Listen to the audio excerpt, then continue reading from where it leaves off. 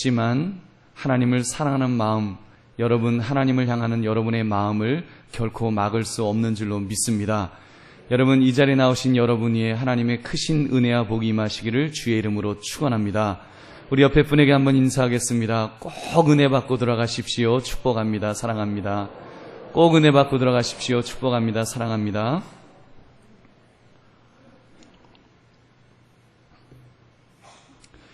요즘 날씨가 너무나 더운데다 휴가철까지 겹쳐서 긴장이 많이 풀릴 때입니다.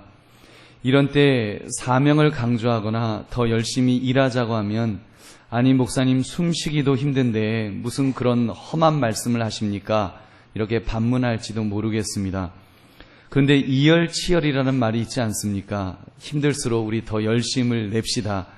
힘들기 때문에 사실 지난주에는 잘 쉬십시오, 그렇게 말씀을 드렸습니다만, 눈치가 빠른 분들은 그 쉼조차도 결국 사명 완수를 위한 재충전의 시간이 되어야 한다는 것을 깨달으셨을 것입니다. 오늘은 그런 차원에서 여러분에게 다시 한번 강하게 격려의 말씀을 드리고자 합니다. 여러분, 돈에 찌들려 보신 적이 있으십니까? 특히 카드빚이라든지 은행 융자라든지 심지어 사채를 빌려 쓰고는 그 빚에 쪼들리게 될 때 피가 마른다는 표현은 바로 그럴 때 쓰는 것 같습니다. 오죽하면 그 빚을 갚기 위해 부모를 죽이고 심지어 자식의 손가락을 자르는 파렴치한 짓까지 다 하겠습니까? 그런데 오늘 성경 본문은 바로 우리들을 향해서 우리가 그러한 빚진 자라고 말씀하고 있습니다. 로마서 8장 12절, 그러므로 형제들아 우리가 빚진 자로 돼 육신에게 져서 육신대로 살 것이 아니니라. 빚진 자라고 말씀합니다. 우리가 어떤 것에 빚을 지고 있을까요? 시편 51편 1절은 이렇게 말씀합니다.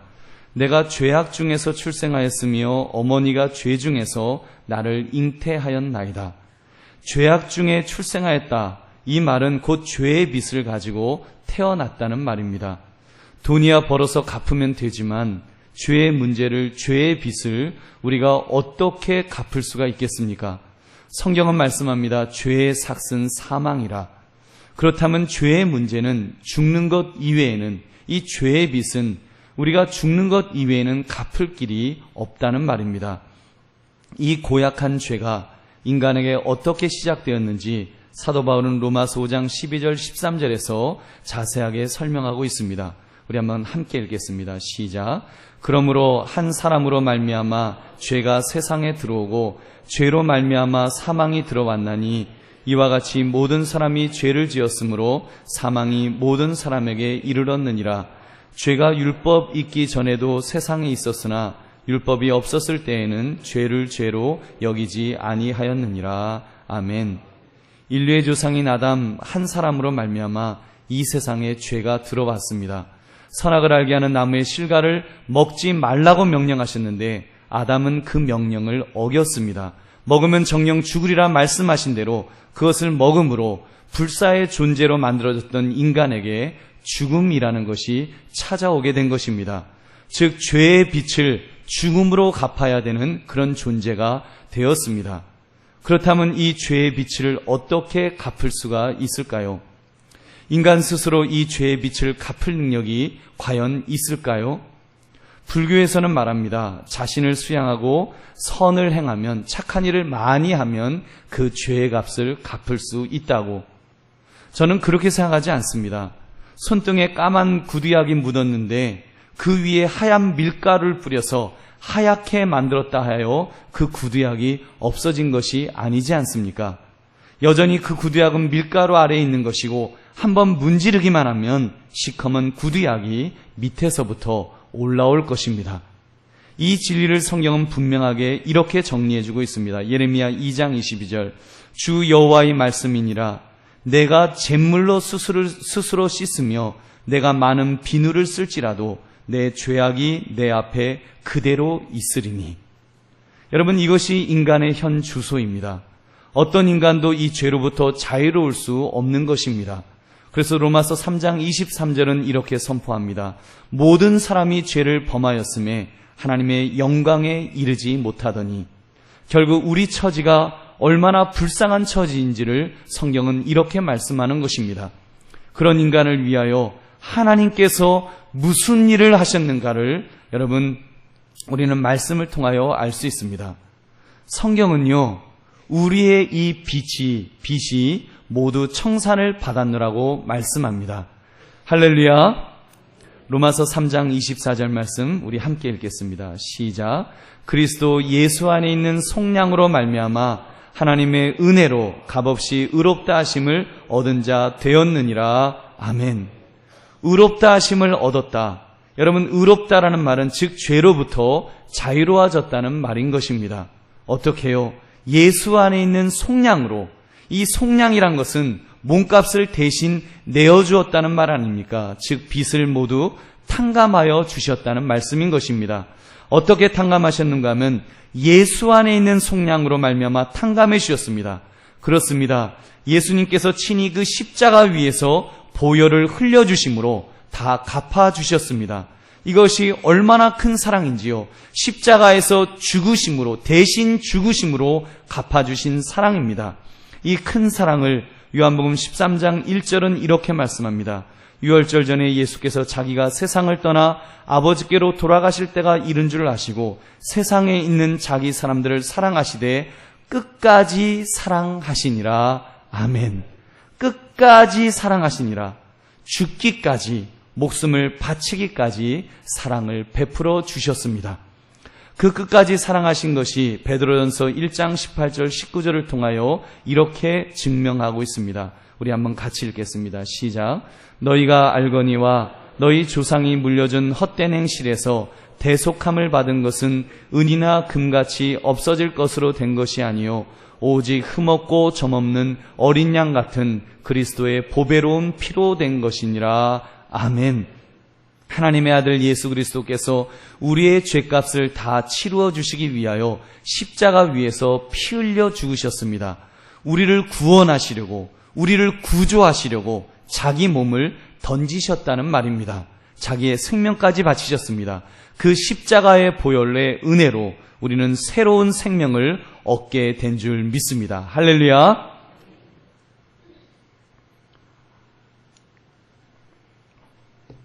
사랑하는 성도님들, 이 십자가 보혈의 은혜를 생각할 때 하나님의 뜨거운 사랑이 여러분 느껴지십니까? 뜨거운 사랑이, 하나님의 사랑이, 피조물인 나를 위해서 하나님의 아들이 대신 피 흘려 죽으셨다는 사실, 죄의 값을 치르셨다는 이 사실이 여러분 우리의 마음속에 어떻게 다가오고 있는지요? 여러분 이 말씀이 이해가 됩니까? 여러분 만약 이 말씀을 처음 듣는 분이 있다면 이해가 안 될 것입니다. 어쩌면 이해가 안 되는 것이 정상입니다. 생각해 보십시오.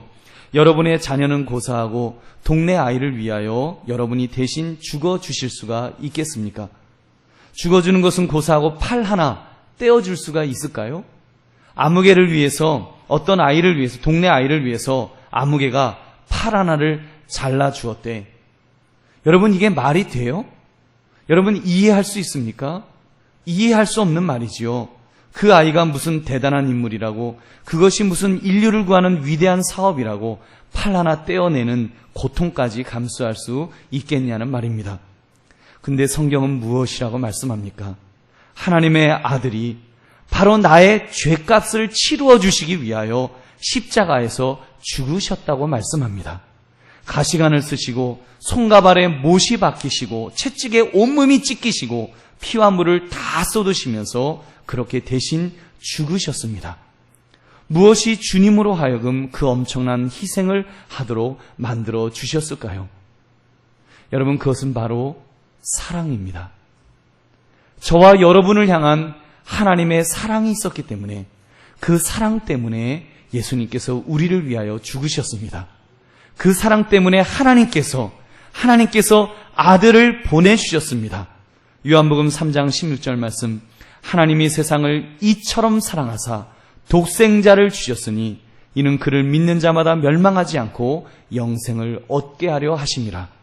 요한일서 4장 10절 말씀, 사랑은 여기 있으니 우리가 하나님을 사랑한 것이 아니요 하나님이 우리를 사랑하사 우리 죄를 속하기 위하여 화목제물로 그 아들을 보내셨음이라.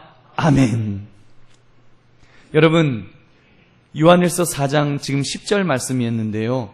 이어지는 11절의 말씀이 무엇인지 아시지요? 11절 말씀을 제가 읽겠습니다. 사랑하는 자들아, 하나님이 이같이 우리를 사랑하셨은즉 우리도 서로 사랑하는 것이 마땅하도다. 여러분, 이 진리를 절실하게 깨달았던 사도 바울은 자신을 가리켜서 복음의 빚진 자라고 그렇게 말했던 것입니다. 오늘 본문 14절 15절 말씀 함께 읽겠습니다. 시작. 헬라인이나 야만인이나 지혜 있는 자나 어리석은 자에게 다 내가 빚진 자라. 그러므로 나는 할 수 있는 대로 로마에 있는 너희에게도 복음 전하기를 원하노라. 아멘. 자기는 하나님으로부터 사랑을 너무 많이 받았기 때문에 이제는 그 사랑의 빚을 갚아야 하는 빚진 자라고 고백하고 있습니다. 그 일은 거의 강제적으로 하지 않으면 안 되는 일임을 천명합니다. 고린도전서 9장 16절 말씀, 내가 복음을 전할지라도 자랑할 것이 없음은 내가 부득불 할 일임이라. 만일 복음을 전하지 아니하면 내게 화가 있을 것이로다. 억지로라도 이 복음을 전해야 되는 복음의 빚진 자라고 그는 고백합니다. 그러므로 그의 고백이 무엇입니까? 이 복음이 최고의 가치가 있는 것이라고 그는 목소리를 높여 강조하고 있습니다. 본문 16절 말씀 함께 읽겠습니다. 시작. 내가 복음을 부끄러워하지 아니하노니 이 복음은 모든 믿는 자에게 구원을 주시는 하나님의 능력이 됨이라. 먼저는 유대인에게요 그리고 헬라인에게로다. 아멘. 그는 말합니다. 나는 복음을 부끄러워하지 않는다. 여러분, 우리는 때로는 복음을 전하면서 부끄러워할 때가 있잖아요. 쭈삣쭈삣하면서 예수 믿으시려면 믿으시고 뭐 아니면 마시고, 우리 좀 그럴 때 있지 않습니까? 근데 사도 바울은 말해요. 복음을 부끄러워하지 않는다. 왜요? 이 복음은 모든 믿는 자에게 구원을 주시는 하나님의 능력이 되기 때문이다. 그는 그렇게 말합니다. 그렇습니다. 우리가 가진 복음은요, 놀라운 능력이 있습니다. 그냥 사람의 글로 이루어진 문장이 아닙니다. 이런저런 단어들을 배열하여 만들어 놓은 연설문이나 문학작품이나 구호가 아니라는 것입니다. 이 복음은 하나님의 능력입니다. 왜냐하면 하나님께서 주신 약속의 말씀이기 때문입니다. 이 복음은 하나님의 약속입니다. 여러분, 그렇다면 이 약속을 듣고 믿으면 그 약속의 능력, 하나님의 약속의 능력이 여러분 그대로 이루어지지 않겠습니까? 그래서 이 복음을 들은 사람은 술주정꾼이 변하여 술을 끊고 새 사람이 되고, 도박꾼이 변하여 건실한 가장이 되고, 자살하려던 사람이 용기를 내어 믿음의 사람이 되고, 심지어 사람을 쳐 죽인 살인마가 순한 양같이 변하게 되는 것입니다. 그러므로 사도 바울은 분명하게 선포합니다. 로마서 1장 17절 후반부의 말씀, 오직 의인은 믿음으로 말미암아 살리라. 아멘. 믿음으로 말미암아 산다. 복음으로 말미암아 산다. 오직 우리는 복음으로, 믿음으로만 살 수 있다라고 그는 강조했던 것입니다. 그는 이 고백대로요 목숨을 걸고 이 복음을 전합니다. 40에 하나 감한매를 5번이나 맞았다고 했습니다. 3번 태장을 맞고 1번 돌로 쳐 죽임을 당할 뻔하고 3번 배가 파손되고 일주야를 깊은 바다에서 지내면서까지 복음을 전했다고 했습니다. 심지어 강의 위험, 강도의 위험, 동족의 위험, 이방인의 위험, 시내의 위험을 감수하면서 그는 복음을 전하였습니다. 바로 이것이 복음의 빚진 자의 마땅한 모습인 줄로 믿습니다. 사랑하는 성도들이여, 복음의 빚진 자라는 의식을 가진 것은 사도 바울뿐만이 아니었습니다. 예수님의 모든 제자들이 그랬습니다. 그리고 이 의식을 가졌던 서양의 선교사님들이 우리나라 조선 땅으로 오셨습니다. 그 당시 조선 땅이 무슨 매력이 있었겠습니까? 가난에 찌들려서 봄이면 보릿고개로 고통받고 있던 그런 백성들, 대원군의 세국정책으로 그렇게 나라의 문빗장이 꽉꽉 채워져 있던 때에 이 조선 땅을 사랑의 눈으로 바라보았던 선교사님들이 계셨다는 것입니다. 그 대표적인 인물이 최초의 순교자였던 토마스 선교사님이십니다. 그분이 제너럴 셔머너를 타고 대동강변에 왔다가 배는 불타고 그는 목이 잘려 순교하였습니다. 그 당시 27살의 나이에 그의 목에서 검붉은 피를 쏟아내며 목이 잘려 죽었습니다. 어느 누가 생을 원하지 않았겠습니까? 어느 누가 자신의 젊음을 귀하게 여기지 않겠습니까?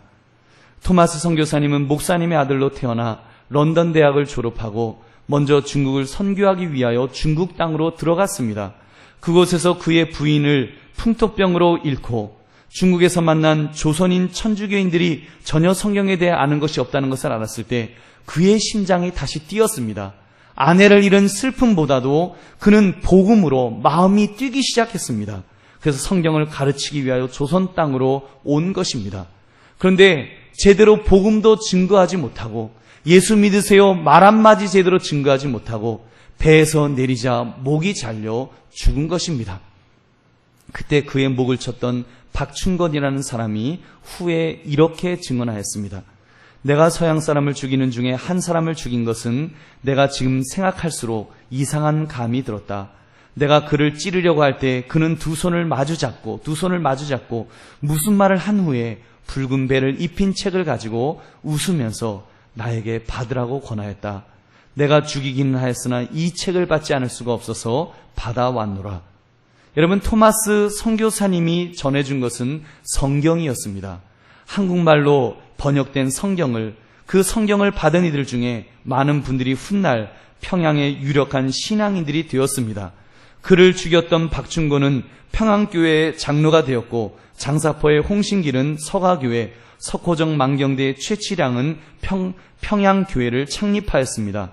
받은 성경을 뜯어서 벽지로 사용했던 영문주사 박영식은 자기 집을 예배처소로 내놓아 널다리 교회를 세웠다고 합니다. 이 놀라운 기적 같은 일이 어디에서 시작이 되었습니까?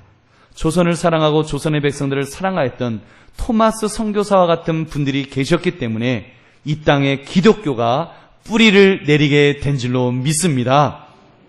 그분들이 조선 땅을 어떻게 알았을까요? 그분들이 조선 사람에 대하여 무슨 사랑하는 감정이 처음부터 있었겠습니까? 그들의 조상을 다 뒤져보아도 어느 한 사람 조선 땅의 사람과 연결되는 사람은 없었을 것입니다. 그런데 단 한 가지 이유, 하나님의 사랑이 그들을 우리의 조상들과 연결시켜 주었던 것입니다. 하나님이 이같이 우리를 사랑하셨은즉 우리도 서로 사랑하는 것이 마땅하니라. 이 사랑 받았기 때문에, 이 사랑의 빚이 있었기 때문에 조건 없이 그 사랑을 베풀어 준 줄로 믿습니다. 사랑하는 성도들이여, 그렇다면 우리도 이 빚진 자의 의식을 가지고 살아야 하지 않겠습니까? 지금 나의 나된 것 주님의 은혜가 아닙니까? 생각해 보십시오. 누군가 나를 위하여 기도해 주었기 때문에, 누군가 사랑으로 나에게 복음을 전해 주었기 때문에 내가 이 자리에 앉아 있는 것이 아니겠습니까? 여러분, 누군가 가까이에 있던 나의 가족이 말씀을 전했을지도 모르고 이웃 중 누구였을지도 모릅니다. 아무튼 그 사랑에 빚을 지지 않았더라면 지금 이 자리, 이 예배의 자리, 은혜의 자리에 우리가 앉아 있을 수가 없는 것입니다. 저는 확신합니다. 이 예배의 자리, 하나님께서 은혜를 부어주시는 이 자리에 앉아 있다는 것만으로도 우리는 하나님의 큰 사랑에 빚을 진 사람들입니다. 내 마음속에 예수님이 나의 구원자라는 것이 믿어지고 내가 지금 죽어도 천국 갈 수 있습니다. 이 확신이 있으시다면 그 사람은 하나님으로부터 어마어마한 사랑을 받은 사람입니다. 여러분, 그 사랑을 받았다는 것은 그 사랑의 빚이 있다는 말 아니겠습니까? 하나님 아들 예수 그리스도의 피값에 그런 빚을 졌습니다. 그 보혈의 은혜가 있기에 지금 이 자리에 있을 수 있고 우리가 구원의 확신을 가지고 있는 것입니다. 그렇다면 이제는 이 빚을 갚아야 하지 않겠습니까? 당장 우리 교회에서 하는 한영혼 사랑축제에 여러분 적극적으로 참여하시기 바랍니다. 수동적으로 억지로 하지 마십시오. 적극적으로 하십시오. 그러나 도저히 열심을 낼 수 없다면 억지로라도 순종하시기 바랍니다.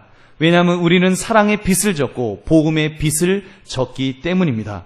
어떻게 해서라도 갚아야 됩니다. 갚는 것이 마땅합니다. 억지로라도 우리가 갚으려고 흉내라도 내는 것, 이것이 얼마나 중요한지요. 교회에서 나누어드린 전도카드를 꼭 전해주시기 바랍니다. 가급적 그분에게 한 번씩 전화 연락을 드리십시오. 정기적으로 방문하시고 만나십시오. 필요하다면 한 번씩 함께 식사하시면서 친분을 쌓아 나가시기 바랍니다. 물론 밥값은 여러분이 내십시오. 여러분, 그러다 보면 그분의 마음이 움직여서 교회에 나오게 될 줄로 믿습니다. 여러분, 또 우리 차전도 하시잖아요. 노방전도 하시잖아요. 얼마나 덥습니까? 우리 어르신 공영잔치도 전도의 일환 아닙니까? 얼마나 덥습니까? 지금 우리 식사 봉사하시는 분들도 마찬가지입니다. 얼마나 덥습니까? 여러분이 식사를 잘 준비하셔서 대접을 하시면 여러분 새 가족이 교회 왔다가 야, 한강교회 밥맛 좋아서 내가 다음 주에 또 나와야지. 이렇게 돼서 여러분 전도가 될 줄로 믿습니다. 그 일 감당하시는 것입니다.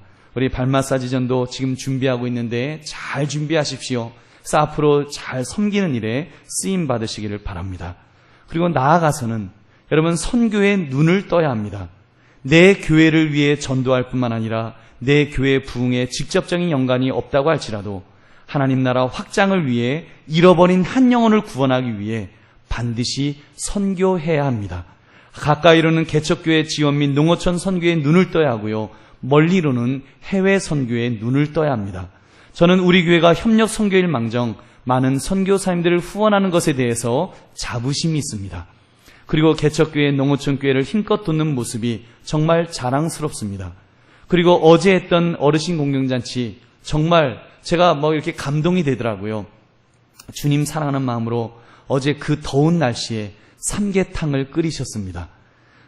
닭을 삶는 것인지 자기 몸을 삶는 것인지 얼굴이 벌겋게 되고 땀이 비오듯 나도록 수고를 하셨습니다. 그랬더니 두 사람이 먹다가 한 사람 죽어도 모를 정도로 기가 막히게 맛있는 닭이 나오더라고요. 사랑의 빚진 자로 정성을 다해 끓이셨기에 맛있게 나온 줄 믿습니다. 하나님께서 여러분 그러한 수고에 대한 그 은혜를 주시고 또 복으로 갚아 주실 줄 믿습니다. 이제 우리는 더 멀리 세계를 향해서 눈을 떠야 합니다. 해외 선교에 마음을 두어야 합니다. 해외 선교는요, 우리가 하나님 나라를 확장하는데 없어서는 안 될 가장 중요한 사역입니다. 당장 내 교회에 유익이 없기 때문에 등한히하기 쉬운 사역이지만 얼마나 중요한지요. 조선 땅에 발을 디뎠던 선교사님들이 안 계셨더라면, 그분들이 이 땅에 관심을 안 가지셨더라면 우리가 지금 어떻게 되어 있을까요? 여러분 생각하면 너무 아찔하지 않아요?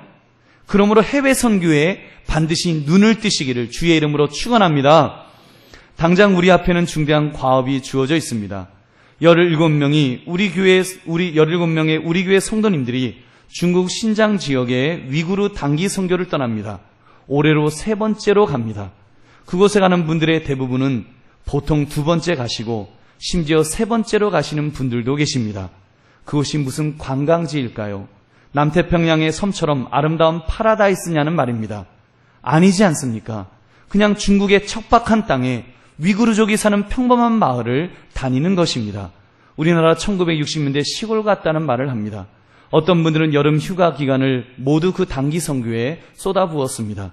비용도 적지 않은 돈이 들어갑니다. 가족이 가는 경우는 상당히 큰 액수의 돈을 투자해야 됩니다. 그런데 그곳을 갑니다. 왜 갑니까?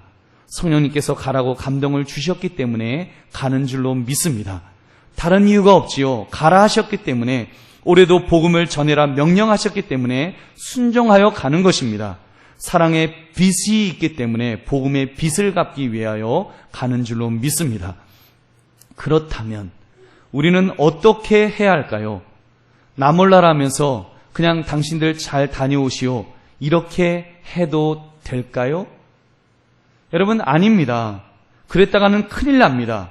그곳은요, 작년 같은 경우에는 위구르 사람들이 중국으로부터 독립을 하기 위해서 폭탄 테러를 여러 번 일으켰던 위험 지역입니다. 어찌되었건 그들 종교는 이슬람교입니다. 그 사악하고 잔인한 이슬람교 사람들이 평소에는 웃고 친절하게 대하여 주지만 어느 순간에 어떻게 변할지 어떻게 합니까? 여러분, 그곳에 가는 단기 선교팀을 위하여 우리도 동참해야 합니다. 우리도 동참해야 될 줄로 믿습니다. 어떻게 동참하시겠습니까? 먼저는 기도로 동참해야 합니다. 기도에 빚을 진 것이 있지 않습니까?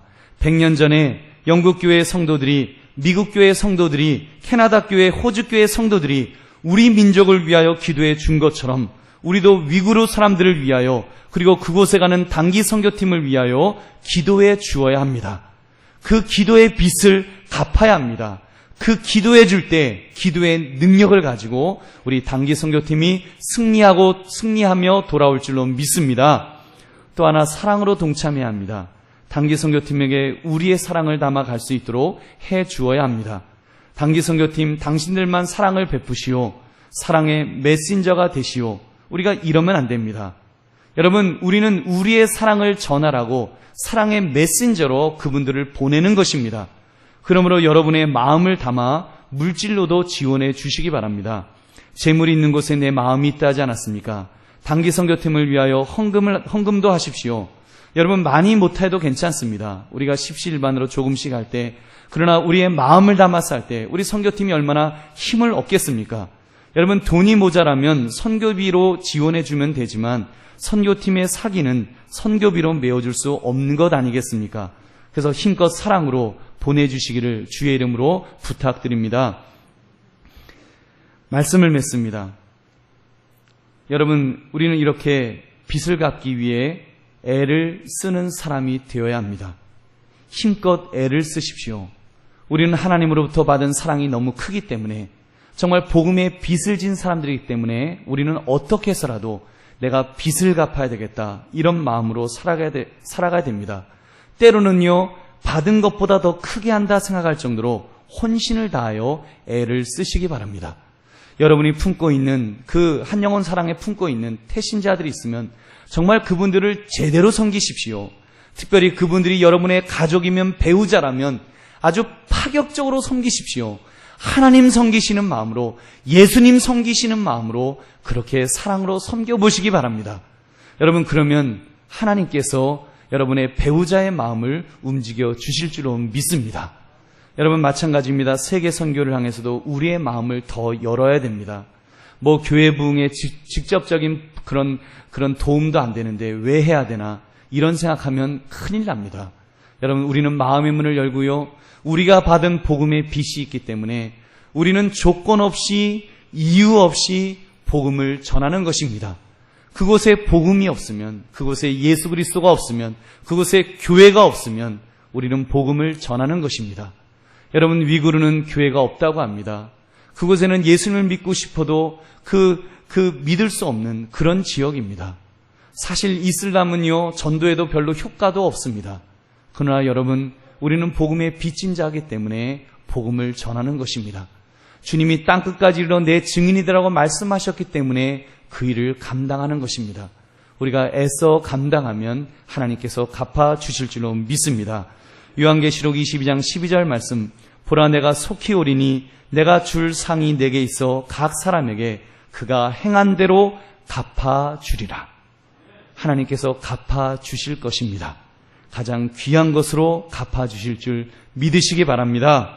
그러므로 복음의 빚진 자, 사랑의 빚진 자라는 의식을 가지고 가까이 내 이웃을 전도하고 멀리 해외로 선교사를 파송하는 일에 앞장서시는 그런 저와 여러분 되시기를 주의 이름으로 축원합니다. 우리 함께 기도하겠습니다. 오늘 말씀 생각하시면서 주여, 참으로 빚진 자로, 복음의 빚진 자로, 사랑의 빚진 자로 우리가 가까이는 우리의 이웃, 우리의 가족을 전도하는데 내가 참으로 애쓸 수 있게 하시고 최선을 다할 수 있게 하시고 파격적으로 사랑할 수 있도록 해달라고 기도하시고, 멀리 해외 선교까지 특별히 우리 위구르 단기 선교팀을 위해서 주여 참으로 은혜 내려달라고 우리 주여 두 번 외치고 함께 통성으로 기도하겠습니다.